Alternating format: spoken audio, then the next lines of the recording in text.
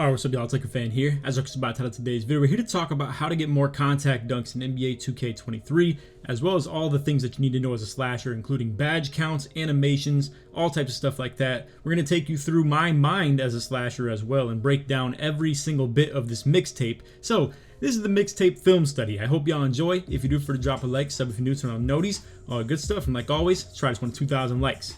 Alright, so to start us off, I want to start with the most easy to emulate part of my style, which is going to be straight up copying the badges. So, as you can see, these are the badges that I like to run. Now, I have a different loadout for all types of stuff. If I play as a big, I like to run Aerial Wizard. It's really good for catching lobs. It's really good for when you run the pick and roll. And I don't care quite as much about Acrobat and Giant Slayer. Whereas, as you can see, when I'm running my point guard loadout right here, we have Giant Slayer on Hall of Fame, Acrobat on Gold, Drop Stepper on Bronze, because it's just the only extra thing to put in. I have debated a little bit turning the layup meter on and putting Pro Touch on Hall of Fame, but the only unfortunate thing is that my close shot is a little bit poor, I would say. So, anyway, you're probably wondering why I don't run Bully. This build only gets it on Bronze, and honestly, it's not really that great as far as slasher stuff goes, if you ask me. Other than that, as you can see, we have Posterizer Cord on Gold. If you don't have Core Posterizer on Gold, just keep in mind that you obviously can take Giant Slayer off, Drop Stepper off, and then maybe Acrobat to Bronze or something like that. Or Fearless Finisher, Silver, Acrobat, Silver. This is pretty much what I was working with when I didn't have Posterizer Cord,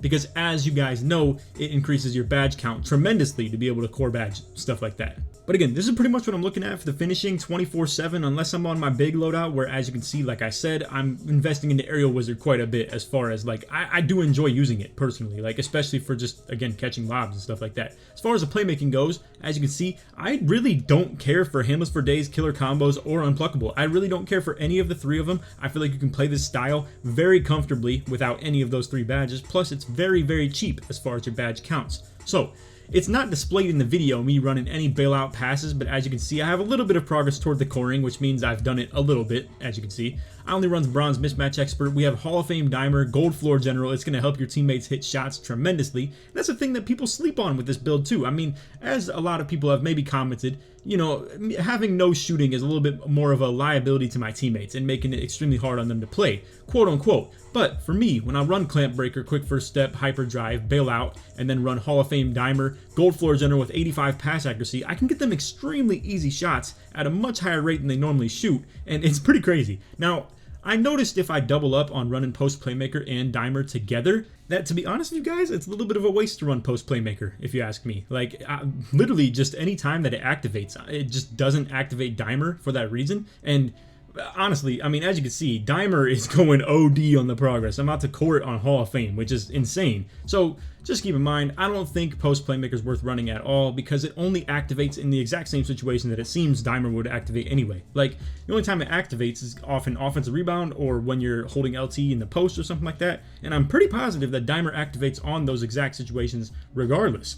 Now, we won't spend too much time on the defensive end of things. This build is definitely featured as more of a lockdown, though. As you can see, 34 defensive badges. I've put every extra badge point into this, and I'm running things like Ankle Braces, Box Out Beast, Menace. You know, it's a weird style, and I don't really want to spend too much time me talking about this, because my style is so different from what other people probably use on your slasher builds. Now, if you copy this Ben Simmons build, particularly like to a T, then you may actually want to hear some of this. But again, I won't spend too much time. Anchor only gets on Bronze. I'm not going to run it on tier 3. It just doesn't make sense to. I sometimes run Brick Wall if I'm running as a very heavy pick and roller, but in some situations, I'm really just playing on-ball defense and then ISOing on O. So, for the most part, this build is meant to be either A, a pick and roller on offense, or B, an ISO drive and kick sort of, you know, Ben Simmons sort of deal as far as offense. And then for defense, you can do whatever you want. It's very versatile. Again, you have to invest a lot of defensive badge points into it if you want to use its versatility, though. With a Gold Rebound Chaser, Silver Brick Wall, you got all types of things like Chase Down Artist, Challenger, Clamps, Interceptor,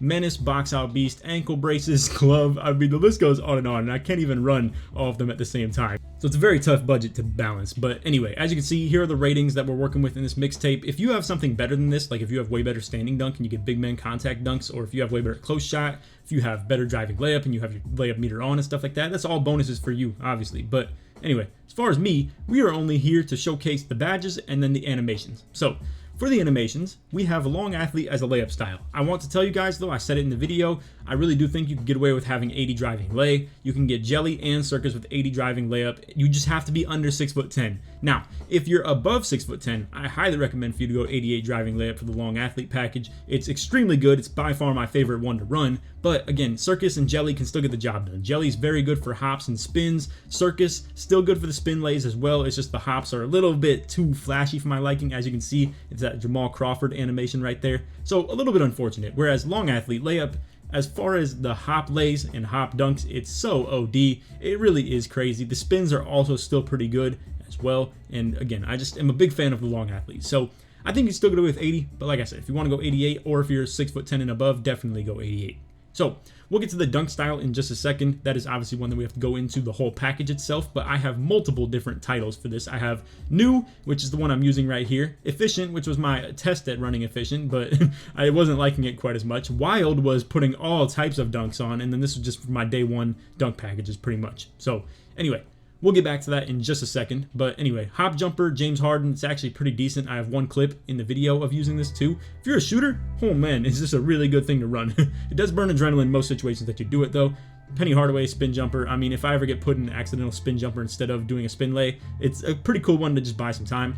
We have LeBron James dribble style. It's very, very good for the slasher style. I will say most guards are big fans of Michael Jordan. If you want to try this as well, it's the same requirement for each. You only need 75 speed with ball, and that's exactly what this build gets at the 6'9". So it's really cool. And as you can see, it's height capped to 6'10" and below, which I also am as well. So really, really good as far as that stuff goes. The Jalen Suggs signature size up. You will see me do this all the freaking time. It's so, so good. I highly recommend putting it on. You're going to see it in the clips a lot. It's that little backup animation right there. So for me to activate that backup animation, I am flicking down diagonal on my right stick. That's all I do, and it does that really nice stuff. You're going to see it in the clips. Next up, we have the LeBron James size up escape package. This is pretty good for the hopbacks if you hold RT and then down on the right stick. I don't do it a whole lot. It's not my most used SIG by any means. For my most used SIGs, we have the moving crossover and the moving behind the back. So in the early clips that you're going to see in the mixtape, I use this Lonzo Ball crossover, and then for the moving behind the back, I use Pro. Now, for the ones later in the mixtape, and you can see it takes a second for the behind the back to show the right animation, but this is the Pro. It's so, so glitchy. It's really good at getting downhill and really snappy for slashers. It's amazing. I love it. But the animations that I used toward the end of the mixtape, which actually was from earlier in the game, this is what I used like a couple weeks ago or something like that, is the Donovan Mitchell moving crossover, which is very horizontal. It's really interesting. You're going to see it again toward the end of the mixtape. And then for the moving behind the back, we have the Zach LaVine that was used toward the end of the mixtape as well. So again, all of these are very achievable on a lot of different type of slasher builds. You just have to be 6'10" and below. It is unfortunate. I will maybe talk in another video about my Giannis build and what SIGs I'm using on that. I don't use the build a whole lot though, for that matter. But anyway, we'll talk about that another day.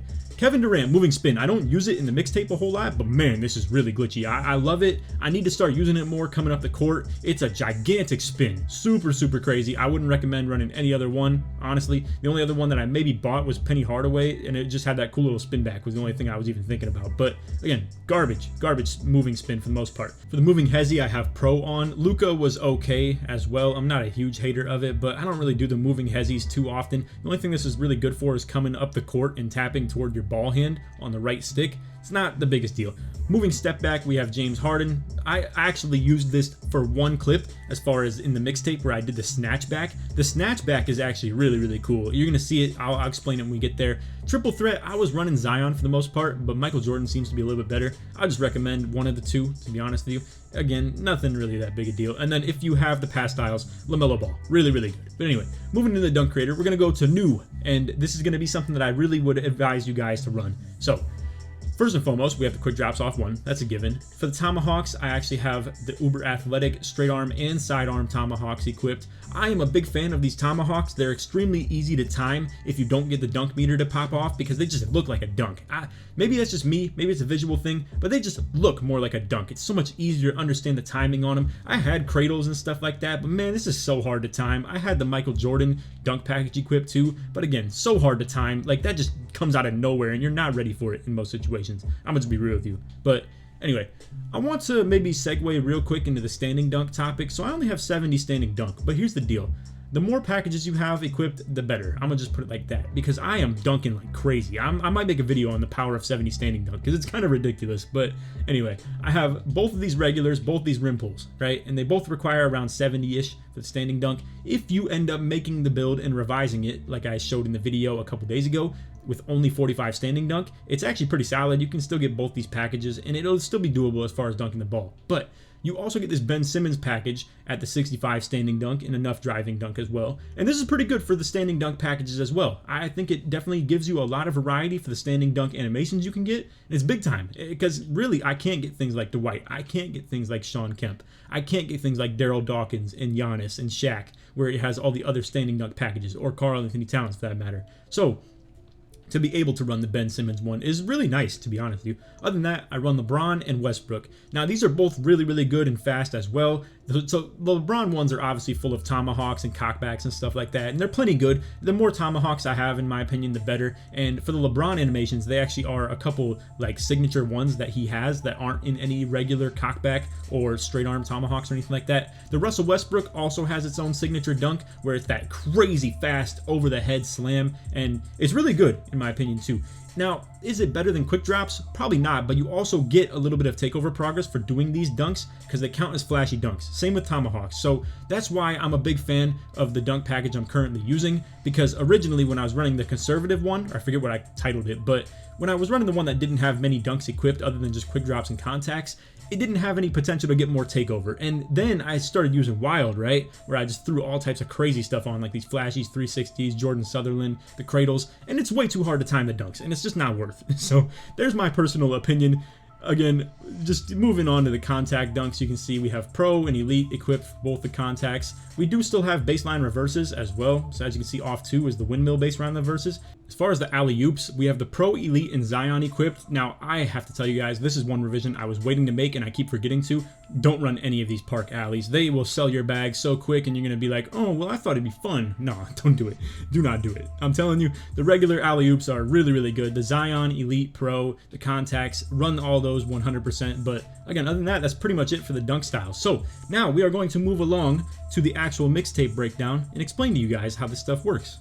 Alright, so into the clips we go. I just want to let you guys know, I'm going to talk in a little bit more of a calm way. I like doing these mixtape, like, kind of film studies in a little more, like, coach speak analytical way, so to say. But anyway, what I am going to be doing a lot is pausing, rewinding, and all types of stuff like that. So do not freak out, please. And if you don't want to see something like that, don't watch the video. Simple. But I'm here to really give you guys the rundown on how to actually do stuff like this. And again, I'm letting you inside the mind of, in my opinion, an elite slasher. And I'd like to think I'm pretty good at this stuff. So anyway, right here, just the up the court moving animations. So we have the crossover popping off first. All you have to do this is flick up on your right stick without sprinting. You may actually be able to do it with sprinting too. I'm not exactly sure. But anyway, I just let go of my sprint when I do this and then hold it again. So you're going to see nice little moving crossover, flick up. Now, off of that, you have to wait a little bit. If you go instantly up and then down diagonal, because down diagonal is how you do these behind the backs, you're going to get some like dank, some freaking horrible animation. All right, don't do it instantly. You have to wait until the animation plays out a little bit, then do the behind the back. Now, if off the behind the back you want to do another one, once again, you'd have to wait quite a bit, but you can see that's not what I want to do. If I did it behind the back right here, I would be running straight into him. Horrible move. My options right now are either to A, stop moving and do absolutely nothing, B, keep running to the left and go for that contact dunk, or maybe break down the defense a little bit, or you have C, which I end up doing this standstill behind the back, which actually works because I was doing the driving behind the back and I was in that animation. So I can cancel out of it, move your left stick toward the right while also flicking your right stick toward the right as well. So you're moving both your sticks in this direction. You're just literally moving it sideways. Simple as that. So boom, we hit that. Now we are faced with a little bit of a situation right here. So I don't think spins are the right way to go about this right here. He's at an angle that I would not appreciate doing a spin. In my opinion, for the spin, he has to be like more on my hip or really close to me right here. Like, so for the spin, I would want him bodied up on me to where I could spin off of him and then be able to move to the left off it. Right here, he's down a little bit further. So the further they are down, the more I think these hops are the adequate thing to do. And as you can see, hit the hop, he goes for the reach in, which also if I did a spin right there, I would have got completely screwed because I would have got that thing popped out like crazy, really bad. But anyway, you can see the hop, really good move right there. We get the M1 bucket. I think that was a really nice clip. And then right here, you can see this is going to be, once again, the driving behind the back. But I want to also talk about the stationary little, I think Jalen Suggs with the animation that I was talking about it was. So right here, I'm going to try and switch the ball hand. You're going to see I move it to the right, and then boom, we hit the behind the back to the left. You want to make sure your left stick movement is going wherever you plan for it to be, because you're going to be really frustrated if you don't set up that ball hand to the right side and then do the behind the back whichever way you want to go off it. It's really frustrating if you mess that up. I'll just put it like that. But anyway, as far as a stationary standstill one, this is my go-to dribble move as far as like just being standing still and just kind of creating some space. You back up a little bit off it as well. Once again, you are just flicking down diagonal. So right there, I just flick my right stick this direction. If do this animation right here, I flick my right stick down this direction, right here. So again, this one can back up really good. You can speed boost out of it like crazy as well. As you can see, the name of the game for the slashers, and I've been doing this for years, is to bait them into thinking you're driving one way, to make them overstep one way. Then you hit the animation. This is why I say this behind the back is so killer, because it's so quick and it's so good at flipping your ball hand. And that's what you want from a behind the back. You want it to be able to flip your ball hand at a very fast rate, and it's to bait them into stuff like this, where you speed boost to the left, get them biting one way to the left, and then boom, he opens up my lane to the right because of it. And as you can see, we just buy ourselves a contact dunk off baiting him like that, and boom, green right on his head. Now, I think you should always keep in mind your peripherals. So for instance, not to mention just where the defender is kind of stepping. So for instance, he's like right about here. I don't like the idea of actually driving to the left on him. I feel like he can cut me off pretty good. However, you do still have to read the help defenders. If this guy baits, like, or not even baits, if he drops fully right there, I obviously need to be a little bit better and just pass the ball to the corner. There's a lot of clips that I have not shown you guys because, as you can see, like I showed in the video, my dimer is nearly core badgeable on Hall of Fame. So I've been passing plenty. Trust me, plenty of passing. But obviously in clips that you see in the mixtapes, probably not a whole lot of passes. So just keep that in mind. You definitely want to read the defenders around you, be able to pass the ball wherever need be. But let's talk about the contact dunk meter, because this is where we were here to talk about for the whole video, how to get more contact dunks. I want to let you guys know where I'm planning. I'm just going to pause the video on wherever I would actually let go of my right stick. So I'm going to go about this in a very reactionary way. Also, not to mention, changing your meter thing to the comet is a big W. I will showcase that toward the end of the video maybe. I know it's going to be a pretty long vid, but anyway, I'm just going to go ahead and pause it right where I would recommend you guys to let go of that meter. So right about here, boom. And yeah, you can see, as you can see, it ends up timing it pretty well. But I'd say, like, really, you can just kind of read the dunks for the most part. I would say probably let go of it when you get to nearly right here, because you obviously want to account for some latency. You can still afford a mini bounce back or something like that, but I would say probably if I can go ahead and nudge it to the smallest little window. Okay, yeah, about right here. So a little bit later than that. I obviously can't get the frames perfect, but long story short, I just think there's a lot less latency with the contact dunks this year than there was last year, so you don't have to worry about it quite as much. Not to mention, when Slash Take is activated and you're dunking on a smaller guy, whoo boy, is that meter huge. As you can see, this is like a gigantic meter. I mean, it's makeable like around this point probably, and if you get it anywhere in this solid green, you're really good. I think about from here and up is probably the green window, so like about that much area, as you can see, and then anything after that is a little bit makeable. If you get a bounce back into that area too, that's obviously slightly late. So really, it's a pretty decent size meter, I would say. But again, this varies based on the defenders you attack and just where the positioning is. If you can get them baked down, like, again, this is why I say too, when people talk about slashing takes no skill, you know, dunk meter this, dunk meter that, like whether they're even talking about the dunk meter or not, you still have to set yourself up for success with the dribbling. Once again, like, I know this looks like, actually maybe it doesn't even look that easy, but as you can see, boom, moving real nice, and it sets me up with him backpedaling into the paint, a small body that's not in great position, and absolutely gets murdered. I mean, like, this is just a perfect setup to the clip and a perfect just like positioning for the dunk meter. But anyway, moving along, I will say catch and runs also really good. We'll showcase that later in the video, but again, just for all the guys who are wondering like, when do I let go of these dunks? Again, it's probably more around like, you want to let it go on the earlier end of things, obviously, because you have to count for latency a little bit. So I would say like on the way up, just let it go about right here. All right, that's your safe spot. This is where you can make the dunks. So if you react in that situation, you'll be perfectly fine. Not to mention, obviously, again, a little bit of latency will definitely get you in that area. And then if it's a lot of latency, you can still afford the bounce backs. Adjust based on your own timing, but this is where I would just recommend. I would recommend on the way up, let it go about right there, and you'll be good, probably. So again, you can see that one actually was slightly early, so we let it go a tad bit early. This one I believe is a green, yeah. And this is where I want to talk about catch and run, because I think both these clips right here, okay, that one's not catch and run, but actually, wait, this one is right here. So catch and run. We'll talk about this in another video, because I just want to talk about how broken of a mechanic this is. It's so freaking stupid. You could probably do this at an elite rate, even if you have bad ball handle and bad speed with ball, and you're just someone that has good driving dunk ability. Look at this. This is how pick and poppers have been living in this game, and it's so dumb. But if I catch it and run instantly, I get a speed boost like a, I don't even know what to say, bro. Like Roadrunner. I'm moving super freaking fast out of it, and it really makes no sense if you ask me, but it's in the game currently. Literally all you have to do this catch and run is as the ball is in the air and I'm being put in this animation, I can like preload it.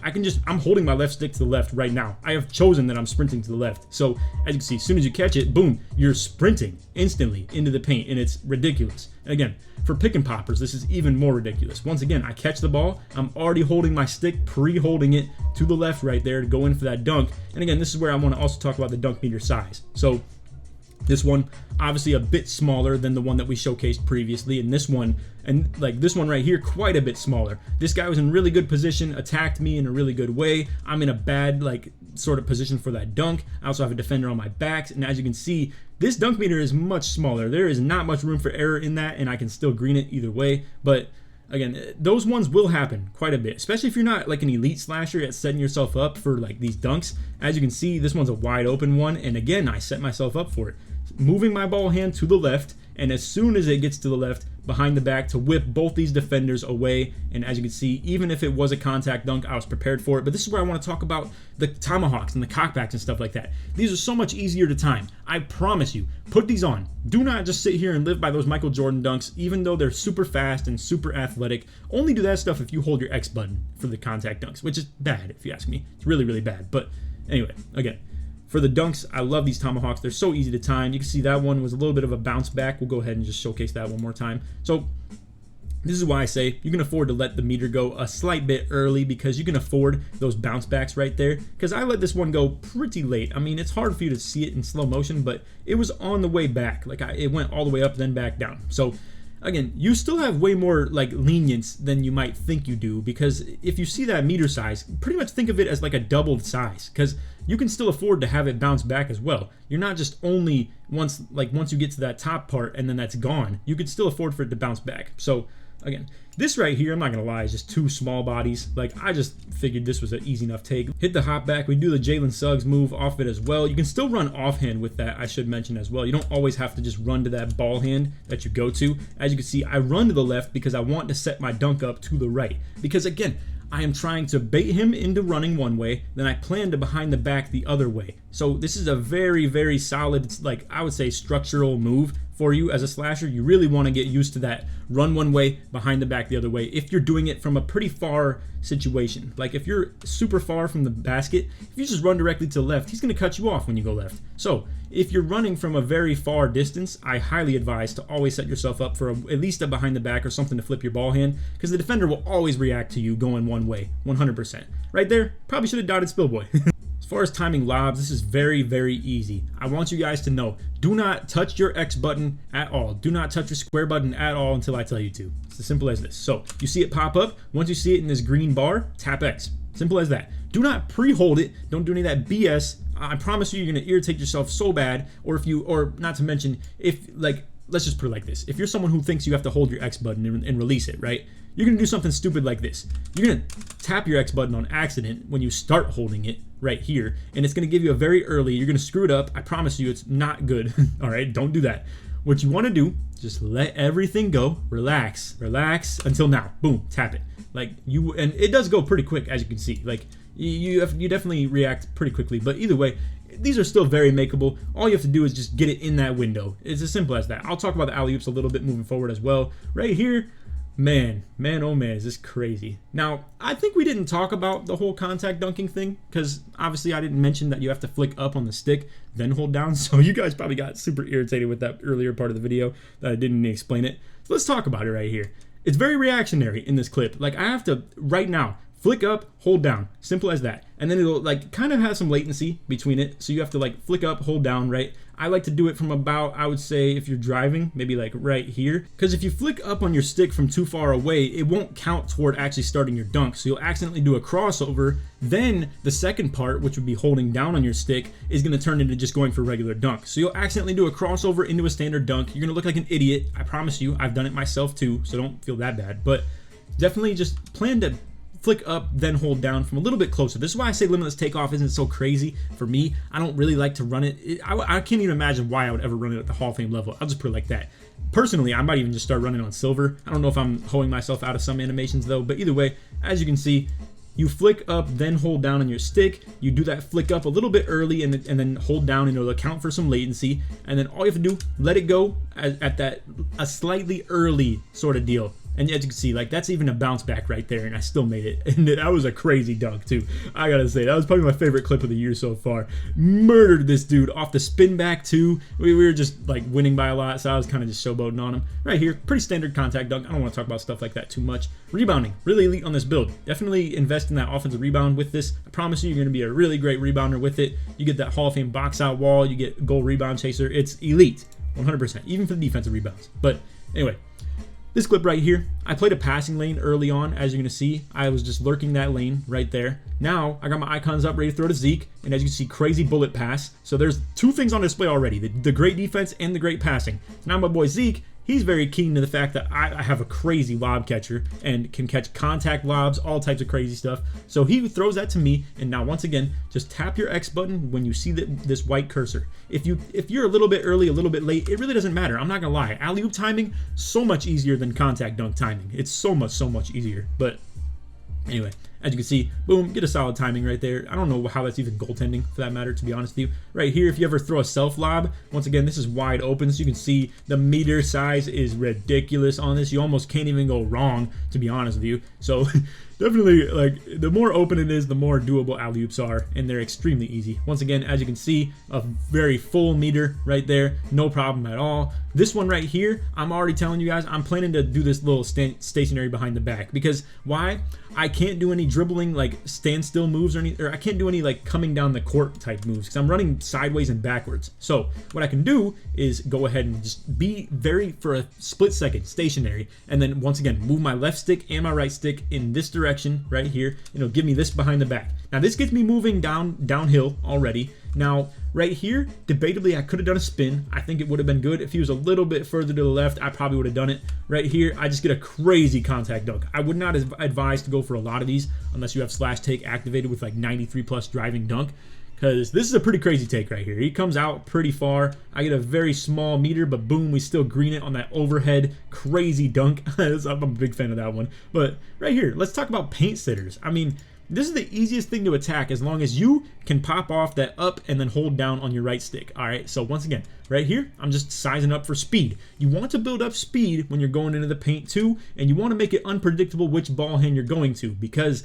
they might overstep one way extremely hard toward that ball hand if you give it away too early or too obvious. So anyway, moving into the paint, you can see right here, once again, flick up, hold down. Probably do it like I probably do the flick up around soon as I enter that cylinder right there. So like right about there is where I start the flick up, then hold down. Now again, you have to do this on some Mortal Kombat stuff, all right? You can't just flick up and wait forever, then hold down. You have to go up, down instantly. Up, then hold down. Up, then hold down. Just like that. So boom, you get it to pop off. Go ahead and just time your meter. Boom, simple. So as you can see, put them on the body too. I mean, that was crazy. Right here, nice little behind the back. Once again, get a nice contact dunk to pop off. This one right here, a little triple threat move. I want to talk about this because this is a good way of using your crossover. So I generally only use the crossover in like open court, but right here you can see it sets up a hop dunk really well. So right here is literally the first play of the game. It's off the inbound. I do the spin off the triple threat. I move my right stick from right to left and it does that. Now I get my movement going downhill and I flick up on my right stick to get this crossover right here and it goes into his body. Now I know very likely he's probably reaching. I'll just put it like that. So I think it's a little too far out to be spinning. Once again, he's kind of on my body really tight, so I do like the idea of the hop. I think the spin could have been okay, but the direction I was going, I feel like the hop just kind of supports this one a little bit better. And once again, this is a long athlete layup package right here. It goes crazy. Obviously 100%, as you can see, real nice open dunk off that right here. Crossover into behind the back. This is once again a beautiful use of the animations. I mean, I cannot stress enough how much I love this Lonzo Ball crossover into pro behind the back. Crossover to get him biting one way, then behind the back to just absolutely kill him off of that. And then honestly, we're home free. Like, I'm going for the dunk meter right here because I can't really tell whether he's baiting or not. As you can see, boom, like if you would have thought, yeah, I'm going to pass this because he came down, boom, you would have just got baited. And right here, Kitchen ends up actually kind of open too, but this guy isn't really close enough to really give me any problems. Not to mention, he didn't jump either, so if I did pass, he probably could have recovered and jumped. So either way, sometimes you just have to not get baited. Simple as that. And again, doing this dunk meter gives you the freedom of whether he did drop or not. I can still either get contact dunk on his head or I just get the regular dunk. Now, I do believe the regular dunks have a little bit of different timing than the contact dunks. It's a little bit frustrating. I would say for the regular dunks, you want to let them go a little bit later because the contact dunks have a baby bit of latency on them. It's not as bad as it was last year. Last year, contact dunks were so ridiculously delayed. It was unreal. It was so dumb. Right here, if you haven't watched the video, how to get more chase downs, you actually hold your Y button. This is the most ridiculous clip ever. I don't recommend ever doing it. I'm not gonna lie. I probably tried throwing an alley-oop to a teammate here, and I ended up with a crazy alley self lob over people's heads and stuff. That was ridiculous. Right here, not a great explanation as far as the hop. Like, it really was just kind of some BS. I'll put it like this. When I do these hops, sometimes I'm just trying to buy some time to read the defense. So for instance, if I do this hop, I can either A, not dunk this or decide to dunk it anyway. But if I don't want to dunk it, I just let go of everything after the hop. And I could maybe dump it off to the big man or something like that because as you can see, I get 3 people jumping at it. So if I didn't go for the hop right there, I probably could have just dumped it off to the big off of it and he could have just put it in for me. Pause. But but anyway, oh man, that's a big pause right there. But either way, like I said, you could always plan to dump it down to the bigs right there. I know for the rec, let's go back to that clip actually, because for the rec, I think a lot of people have been wondering, like, how am I playing in the rec with randoms? Because this is what I'm doing. I'm playing with all randoms. I'm not playing with any teammates in these clips. And this to me is like, I know some people ask like, oh, how do you play with insides or something like that? Or like, how do you deal with paint cramming and stuff like that? You can understand that if you can bait these people into jumping at you, you can easily dump it off to people and let them finish the plays for you. I mean, like, it's as simple as that. And again, hold Y for those chase downs if I didn't already mention that. It's really crazy. Right here, very standard, like, bot. I don't even know why I put this in the mixtape, to be honest. There's no real crazy, like, flair to this. I literally just, like, backed up, boom, ran one way, and I don't know, I didn't really like behind the back or anything. He just like kind of cut me off clean. I guess this is just the fact that he's small. I mean, he really can't do very much about this if I'm moving downhill at a fast rate with slash takeover and as long as I time the meter properly. So listen, if you don't want to get bodied, just get a bigger body out there. It's really as simple as that. Right there, nice pick 6. I mean, right here is the James Harden hop back. Now, I'm not going to tell you guys whether I did this on purpose or not. we'll just leave it at that. But as you're going to see, to do this, you're going to hold down on your right stick, all right? So this may or may not have been a situation where, once again, I flicked up on the right stick a little bit too early. And then if I was unlucky and I did this a little bit closer, it would have been on some BS where I would have got some horrible contact dunk. To be real with you, it was not a great contact dunk attempt in the first place because he ended up running out to me extremely hard. This would have been another good time to go ahead and set up with like a behind the back, but 2v2 is really hard to set this stuff up for sometimes because you can't always just be super far back and then like work with it. Obviously on 3s, I'm coming up the court and it's a lot easier to work with stuff like that, but again, for 2s, you have to do a little bit more condensed area and you got to make like some stuff shake a little bit more. So again, really bad take it would have been right there, but either way, the James Harden hop back looking really nasty. just to explain one last time to how to do this, you're just holding your right stick down toward whichever way you want to do it. So you could do it like to your ball hand and you do a little step back. You could also do it like I did right here toward your off hand, and boom, it's a really nice way of going about things. You can see a little improvising though. I do a little dribble move, go into the paint again, only 1 adrenaline, so we have to commit to that. That's another thing too. Understand your adrenaline bars, because like right here, I think they probably got a no, they didn't get a reach in. Okay, so I just burned 1 adrenaline off sprinting. All right, so I already screwed myself with that. Not to mention, depending on the animation you get with the harden, if you do the step back one toward the ball hand, I think it burns an adrenaline too. So you can see right here, then I have to sprint again back into the paint. So really, when I have 1 adrenaline bar left, I'm either committing all the way, or if you play with a teammate who can do something with it as well. I'm playing with Tonic, who's on a 7-3 post score. So just keep in mind, you always want to pair your build with like a taller build that can shoot as well on this 2s court, and it's a really good pair because you can carry on defense and then you can like body these smaller guards. And if they do some BS where they switch the smaller guard onto your freaking 7-3, which is the dumbest thing I've ever seen, I don't know why people do it, but please don't do it, all right? Because then it makes me look toxic. I don't want to be toxic. I just want to ISO you, all right? But when you switch the guard onto the big, then we're just going to go hook city, and I'm crashing the offensive rebound, and I'm sorry. Like, that's just how it is, how it's going to be, because I can't dunk on extremely tall players. That's just kind of how it is. So once again, contact lobs, you just tap the X button right here. Let's talk about the spins, because the spins are so freaking clean, bro. I love doing them. But anyway, these spins are going to be double tapping your X button while sprinting, okay? So right here, I want to explain. This is about splitting the defense. As you can see, this guy goes for the reach in. It's a beautiful, beautiful clip. I love doing these spins. And again, you want to double tap your X button, and you're trying to set this up with him being on your left and him being not too tight to your right, all right? So that's the big key as far as spin lays, because they're very risky. They can get ripped by this guy, particularly the most. And as you can see, like, he goes for the jump, but if he went for the reach instead, he maybe could have made something happen. Again, if he's tighter to my left, I really dislike this, but right here, I have a gap that I feel like I can fit through. Like, personally, I feel like this is fine, and I'm able to get that going, and as you can see, nasty, nasty clip. So again, to do this, just double tap your X button, and just know your left stick body control is what matters as far as where this is going. So like right here, I'm going pretty downhill, but double tapping my X right here is going to go to the offhand no matter what, all right? If you use your right stick to do this instead, you can have more control over whether you do a half spin or a full spin, like backwards. So the half spin would be toward this direction, where you would go this way.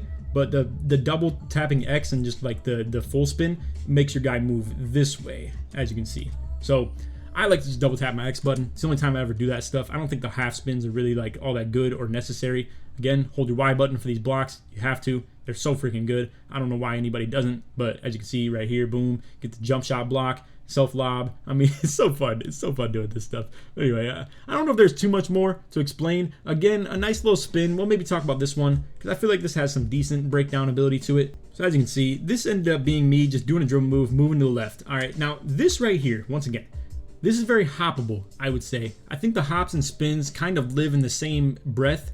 The thing that prevents me from doing spins a lot is, once again, this backside defender, the one who's on my back. Now, if he is, let's say, really tight, really close to me right here, I have to hop. Now, the spin works pretty good because he's a little bit further behind me. He can't get a good reach in, as you can see, and it's going to put me into a better dunk animation possibility. This is where I would say spins are more like your high risk, high reward, because they'll put you into the dunks a lot better, whereas the hops, they're really conservative and they don't get plucked or like bumped very often, but they're obviously not going to put you into quite as many dunks personally. But anyway, again, this is all about reading two defenders. It's actually quite hard to do, I would say. So this guy is our first read. We have to double tap this X button when I am afraid of him getting a bump, because if I don't do this double tap X soon enough, I'm going to run right into him and get bumped like an idiot, and it's not going to look good. So I got to double tap that X when I feel like he is a troublemaker, to put it like that. And then, again, you just have to kind of read this other guy while you're doing it in assumption that he's not going to be close enough to bump you. That's really the two keys, major keys with it. And as you can see, boom, you get through the defense and get that nice spin. I'm going to be real with you.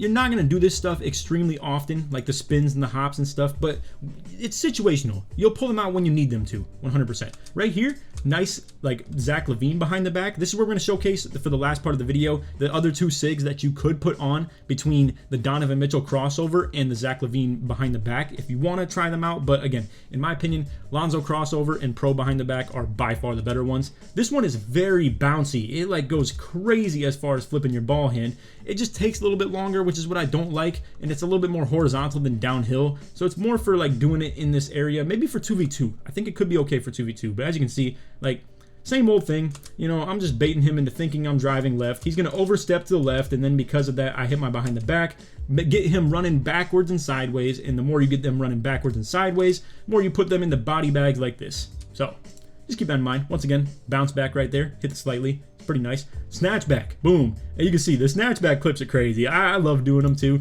because obviously I can't shoot either, so it's something that doesn't really go a long way. But boom, like this behind the back moves so good off it. You can see.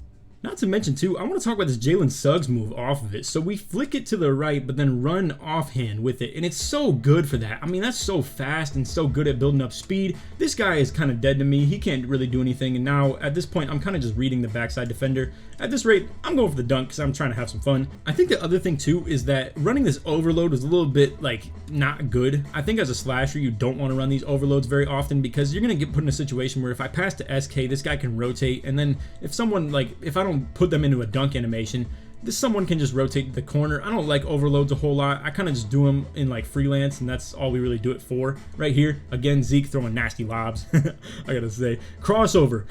This one is the freaky one, the Donovan Mitchell crossover. I gotta say, I'm a huge fan of it, but unfortunately, I just feel like the Lonzo Ball one is better for open court. But once again, I think this animation with the Donovan Mitchell crossover and then the Zach LaVine behind the back, they could be way more used for 2v2 because it's way better in the half court setting. You can see nasty horizontal crossover, boom, sweeping through. It gets us really good position, and then we contact dunk the guy off the corner.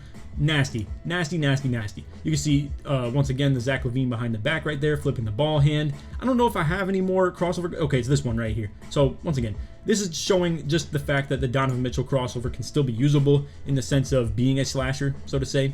So last clip we'll show is this one right here. Again, just crossover, it's into traffic. You can see SK's dude is kind of like giving me problems too. So once again, you want to time that spin off of the guy that is toward your ball hand. You don't want him getting a bump. If anything, you actually kind of bait their bump. So right here, it looks like I'm an idiot and I'm just running right into him, but I promise you, I'm planning to do this where like boom, then I spin off of him toward this other defender who then doesn't expect it quite as much, and then boom, we get the M1 once again.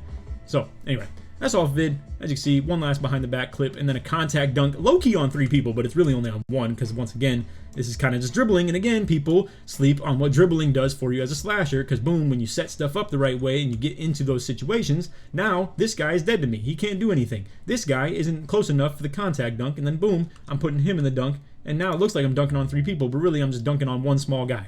That's all it is. So anyway, that is all for the video. I hope y'all enjoyed. If you did, feel free to drop a like, sub if you're new, turn on noties, all that good stuff. And like always, try to 1 to 2,000 likes. Low-key, I will load up one last thing for you. And man, has it been a minute since I've recorded for this long. This is crazy. I've been at this video for a long time. But anyway, as you can see, to change your dunk meter, so to say, go to your animations and you can come to gameplay effects. Now, I have this 4-point star purple as well. I think it looks really cool. I need to make sure I have it on more because I think it's a really cool signature thing for my videos and stuff. But anyway, where you want to go for this, as you can see, it's going to be your jump shot meter. It's the same thing for your dunks. So as you can see, Comet, you can see like right on my guy's back is where it's going to pop up, and that's what the meter is going to look like. Now, people have been saying funnel is pretty good too. I have a hard time like really using this in my opinion because it's moving so left to right. I don't like that personally. I like the whole down to up, so to say. If there is one thing to say about funnel though, you can see it gets bigger as you keep going sideways, so it gives you more of an idea for where you can let it go. It's a little bit unfortunate you can't see it